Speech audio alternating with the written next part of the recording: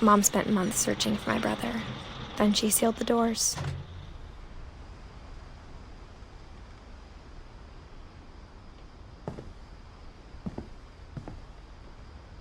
Whatever Milton had found in the house, Mom didn't want it getting out.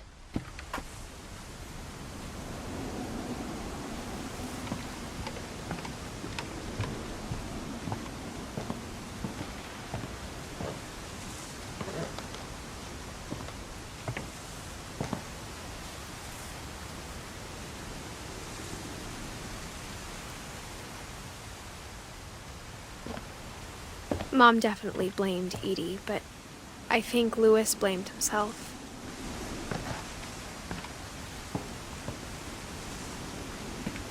After he graduated, he just spent more and more time in his room, until Mom got him a job at the cannery.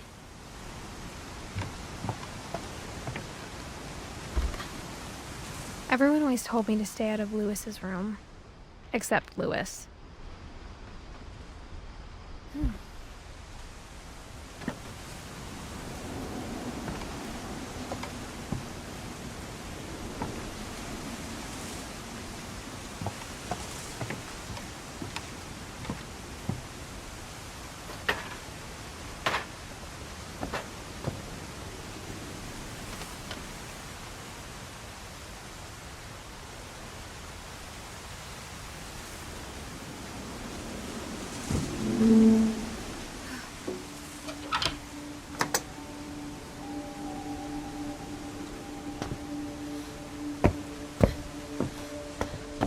Louis's room smelled very, very familiar. That part of him lived on.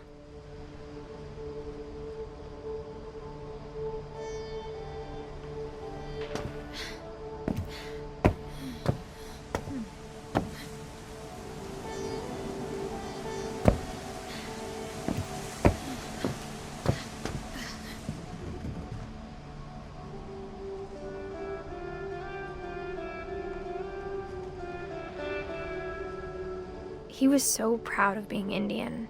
I think for him, it was a way to be something other than just a Finch.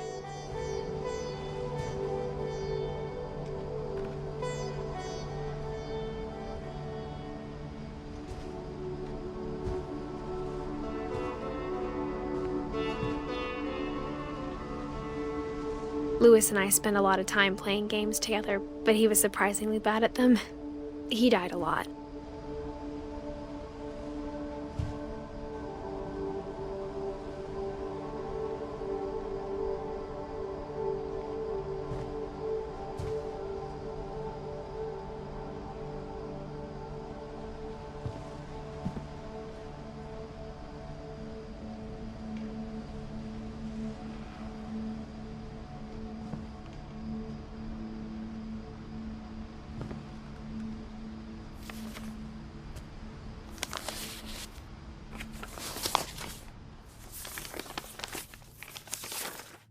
Dear Mrs. Finch, as Louis's psychiatrist, I can understand your desire for an explanation.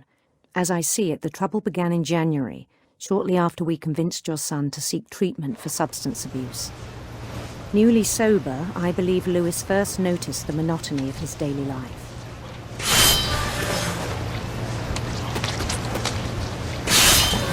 He kept working at the cannery.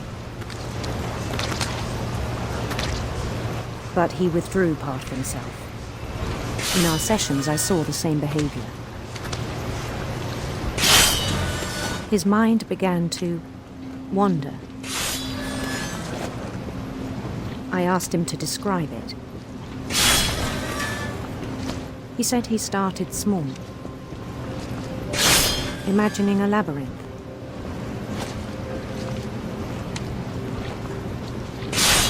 He'd feel his way about. Then something moved. Bats.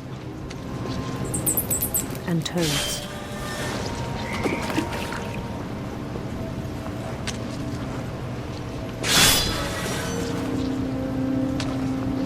And things that have not names.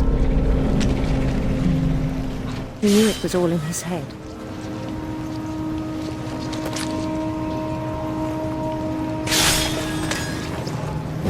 but he took it very seriously. I had hoped he'd find himself.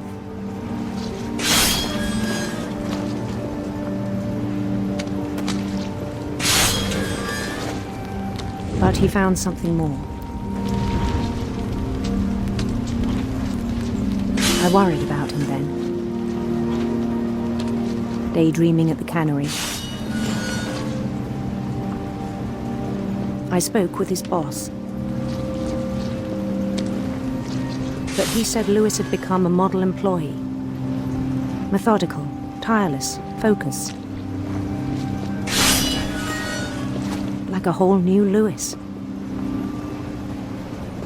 So I let him go on.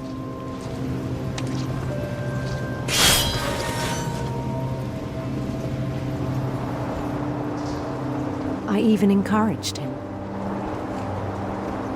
It seemed very promising at first. He told me he'd made a new friend.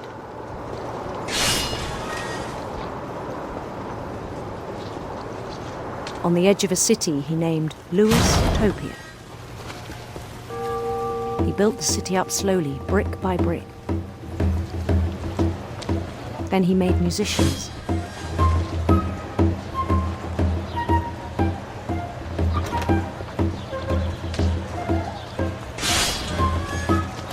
And songs for them to play. He talked about starting a band. And he was always humming something. Every day his imagination grew stronger.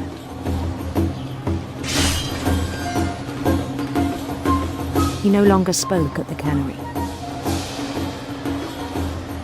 But his chopping was as reliable as ever.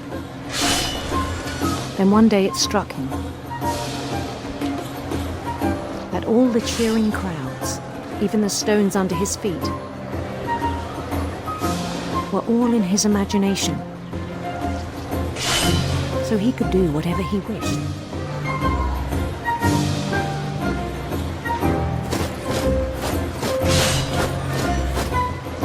He held an election for mayor.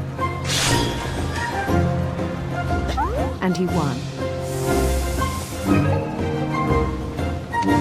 They begged him to stay, but his mind was already wandering. It became a game for him.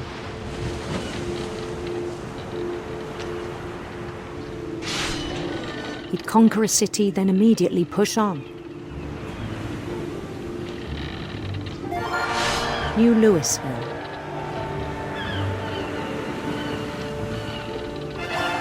St. Louis. He started drifting away from our reality.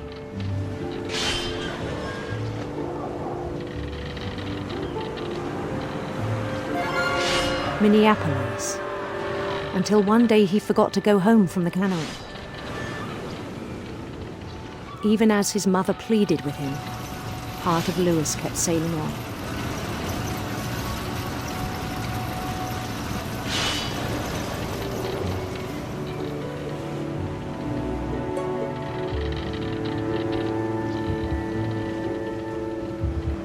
In Lewisburg, he heard rumors of a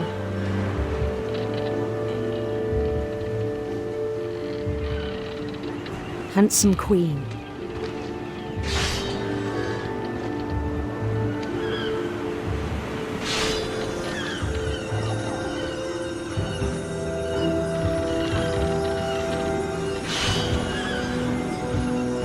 The queen was on her own quest for radiant rainbows.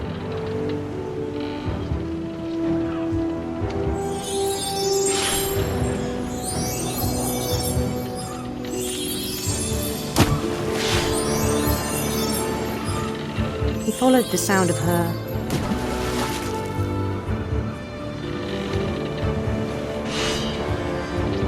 silver harp.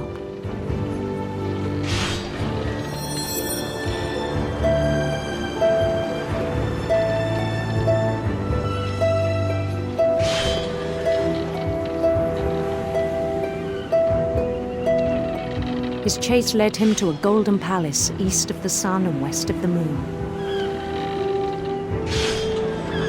Even then, his logic remained sound.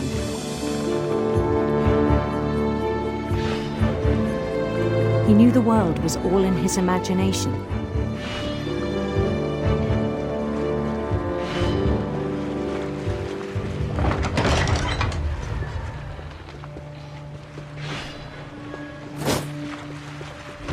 But he was so proud of having created it. In his own eyes, he'd become something greater than a king.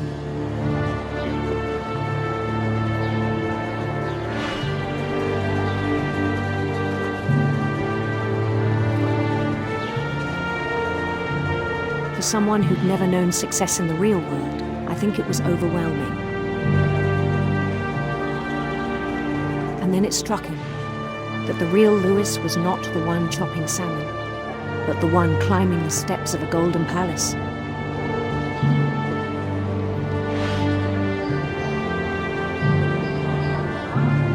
My imagination is as real as my body, he told me. It was hard to argue with him.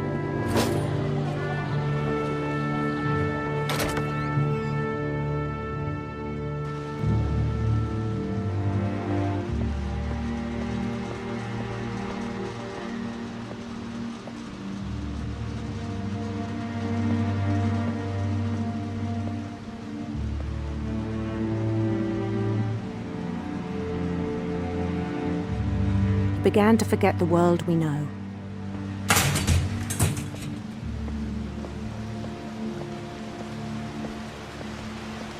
I think it pained him to remember Lewis, the cannery worker.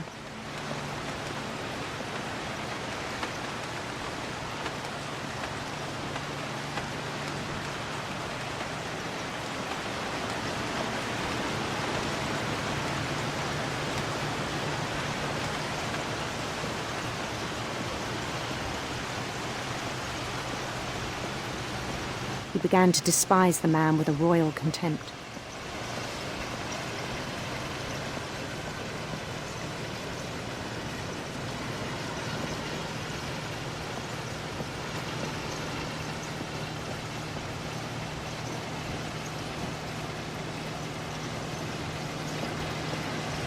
I still thought I could save him. Even after he said he was being crowned king over all the lands of wonder. The palace would be packed with his companions.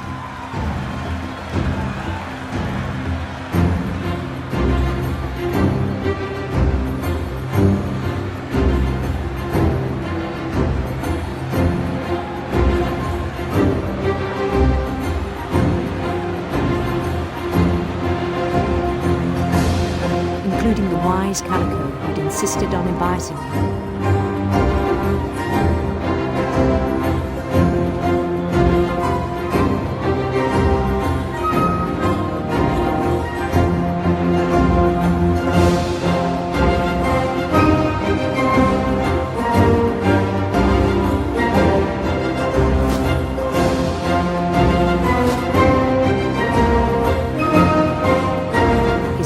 Waited, holding his crown.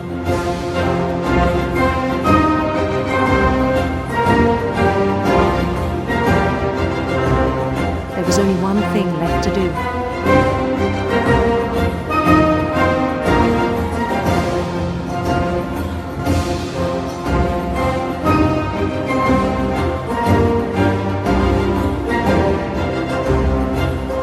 Bend down his head.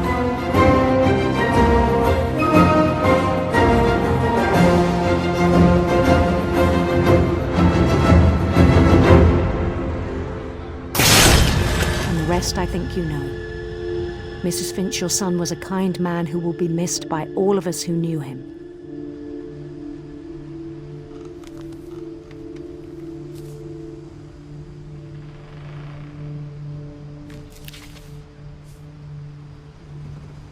My brother was really cool. I wish you could have met him.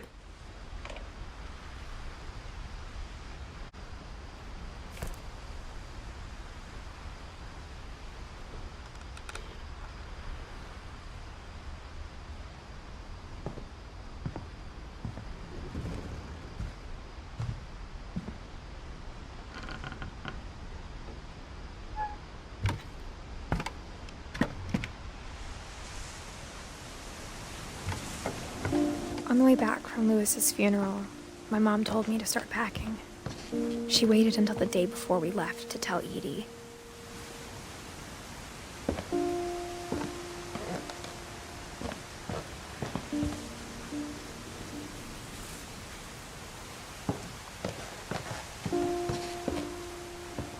I'm not sure if she wanted to make it easier or harder.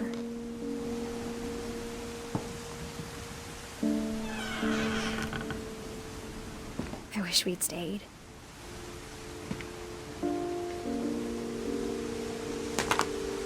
But I understand why we left.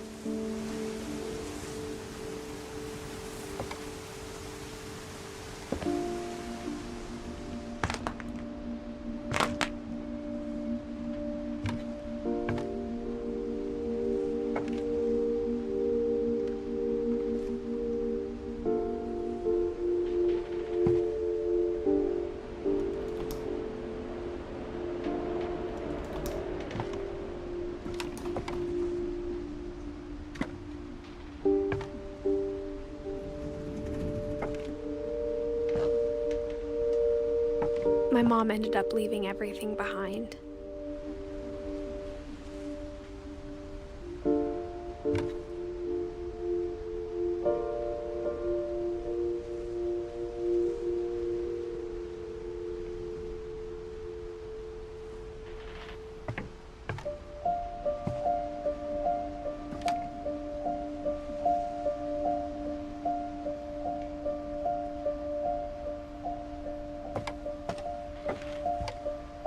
What happened that night had been coming for a long time.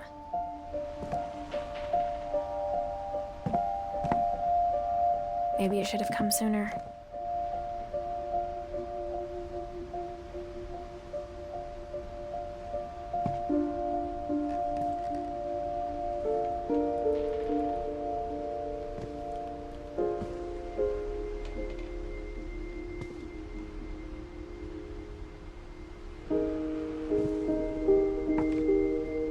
But it had to end one way or another.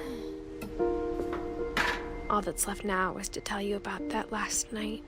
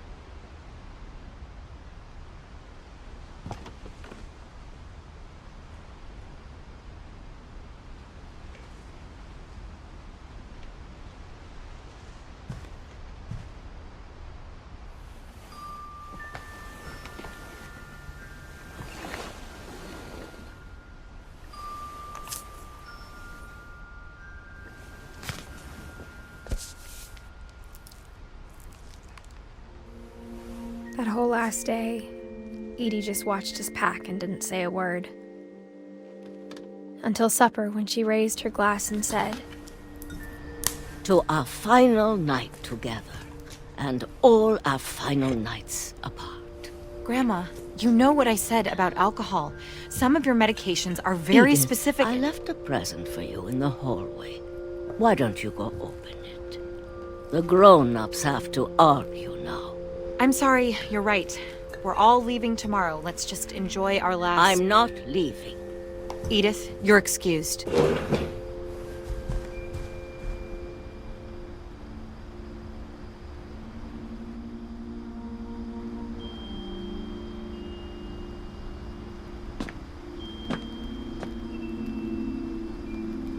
The power had been shut off that morning, but Edie always had plenty of candles.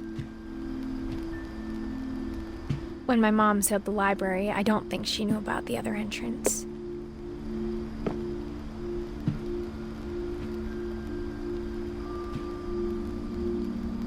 Or that Edie had a key to it.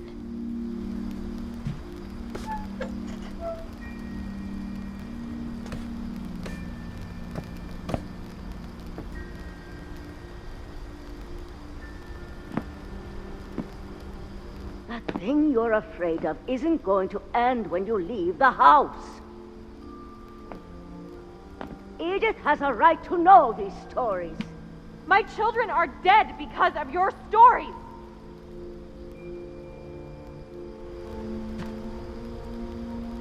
I think it's best if Edith and I leave tonight.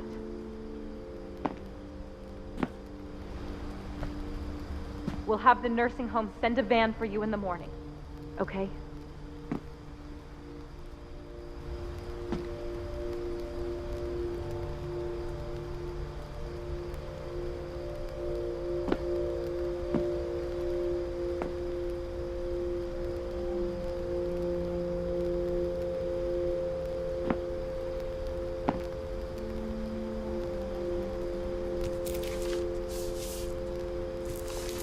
Dear Edith, there's so many stories I wish I could tell you, but there's only time for one.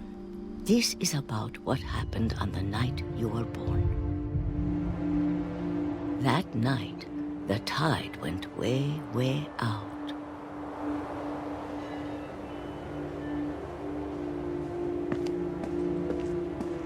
It was the first and last time I ever saw the old house aground. There'd been an earthquake out in the middle of the ocean. They called it the lowest tide in 1,000 years. God, it smelled awful.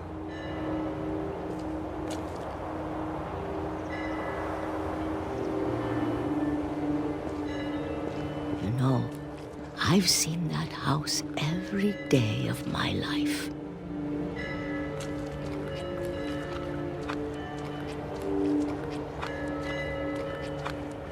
But I never thought I'd go back to it. When the fog rolled in, I lost my way.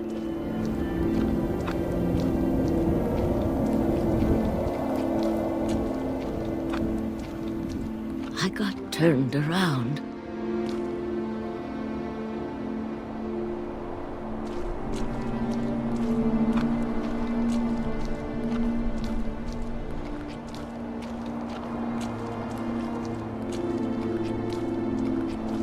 I started seeing things.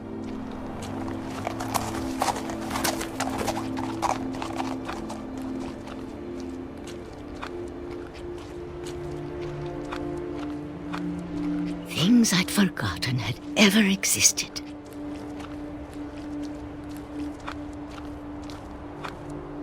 But when I saw them, they felt like old friends. That night, a lot of things came back to me.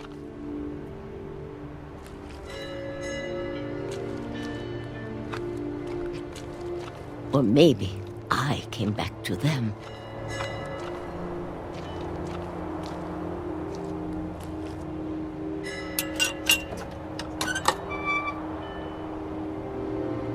Things I can't explain, but that I need you to try and... Edith, what are you doing in here? It's mine. Edith! Mom, you're gonna rip it! Let go!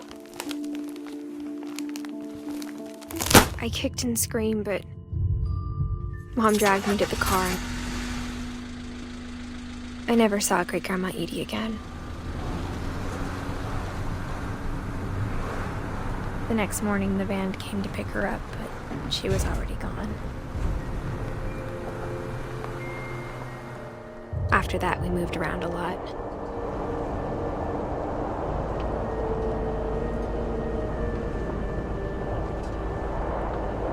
We both tried to make the best of it.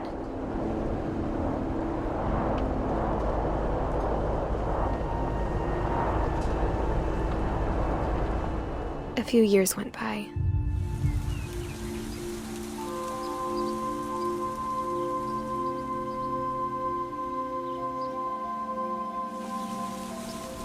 My mom didn't like to talk about it, but she started getting sick a lot. The rest happened pretty quickly.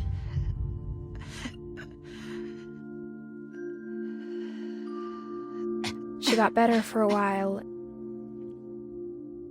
and then she didn't.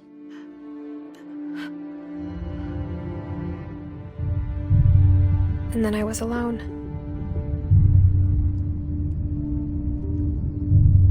The last Finch left alive.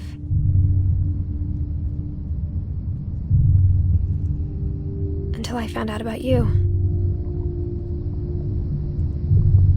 I'm still not sure what to tell you about all this.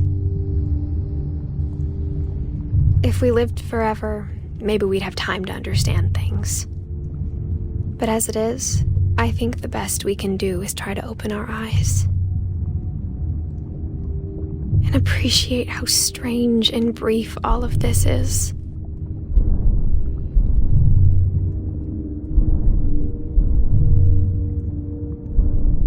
This journal was supposed to be for you.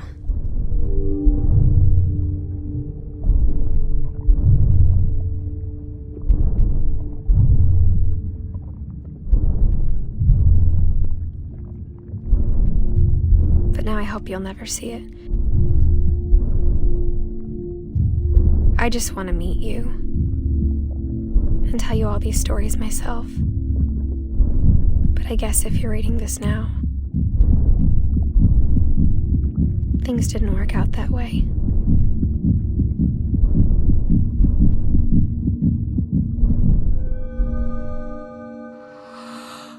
This is where your story begins.